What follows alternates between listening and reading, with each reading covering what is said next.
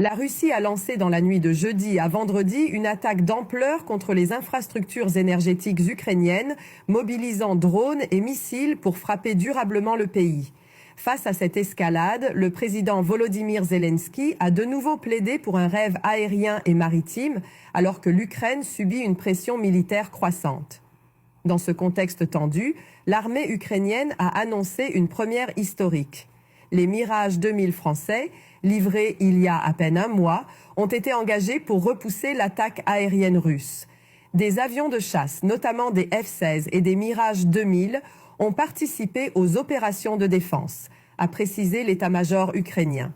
Cette implication directe de l'aviation française marque un tournant dans le soutien militaire occidental à Kiev.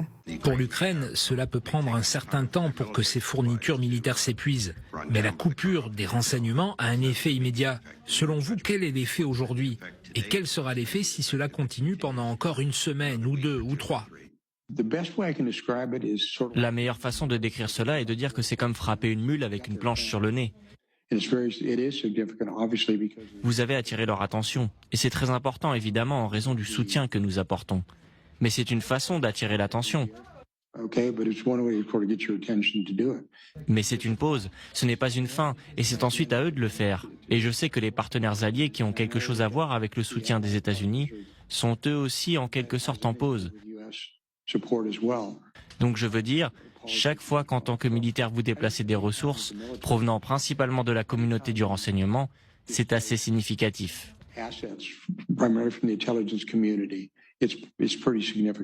L'Europe, désormais en première ligne, semble déterminée à renforcer sa posture face à l'agression russe, alors que les incertitudes sur l'engagement américain pèsent de plus en plus sur l'Alliance atlantique.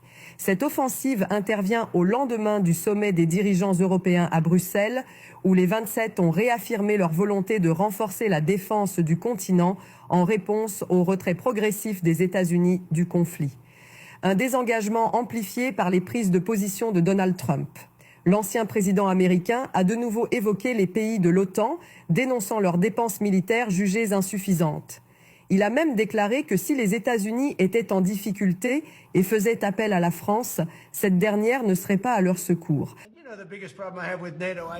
Mon plus gros problème avec l'OTAN, c'est que si les États-Unis avaient un problème et qu'on appelait la France ou d'autres pays que je ne nommerai pas en disant on a un problème, vous pensez qu'ils viendraient nous aider ? Comme ils sont censés le faire? J'en suis pas sûr. En réponse, Emmanuel Macron a souligné que la France pourrait légitimement adopter la même posture vis-à-vis de ses alliés. Nous sommes des alliés loyaux et fidèles, que quiconque ose en douter regarde simplement l'histoire contemporaine qui est la nôtre. Elle justifie tout simplement ce que nous avons pour les États-Unis d'Amérique, ce que j'ai pour ses dirigeants, respect et amitié.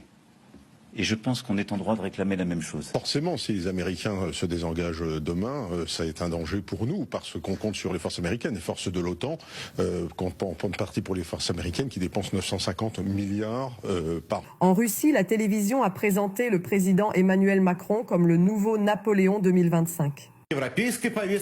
Et le nouveau mot à l'ordre du jour européen aujourd'hui est russophobe. Il ne s'agit pas d'une maladie dans laquelle le patient croit que la Russie est au bord de l'effondrement. Le phénomène a un visage. Emmanuel Macron a déclaré que la Russie était une menace pour l'Europe, exigeant littéralement des mesures nucléaires. Avec quel argent ? Des euros?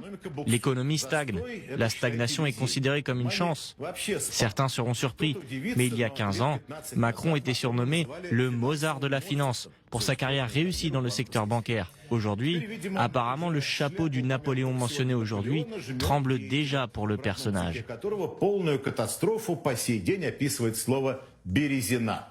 Il y a encore des gens qui veulent revenir à l'époque de Napoléon, oubliant comment cela a fini.